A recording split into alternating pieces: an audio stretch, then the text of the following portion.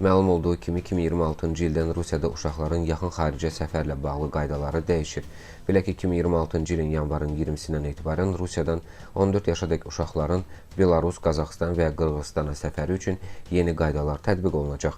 Bu barədə Rusiya Xarici İşlər Nazirliyi məlumat yayıb. Yeni qaydalara əsasən 14 yaşınadək azyaşlı Rusiya vətəndaşlarının sözü gedən ölkələrə səfəri üçün mütləq xarici pasport tələb olunacaq. İndiyədək uşaqlar bu ölkələrə doğum haqqında şəhadətnamə ilə səfər edə bilərdilər.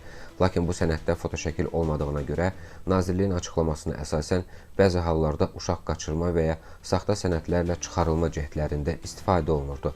Qayda yalnız 14 yaşınadək uşaqlara aiddir. 14 yaşdan yuxarı şəxslər və böyüklər isə əvvəlki kimi Belarus, Qazaxıstan və Qırğızstana daxili Rusiya pasportu ilə səfər edə biləcəklər. Eyni zamanda 2026-cı ilin yanvarın 20-sinədək doğum haqqında şəhadətnamə ilə ölkədən çıxış etmiş uşaqlar həmin sənədlə problemsiz şəkildə geri qayıda biləcəklər.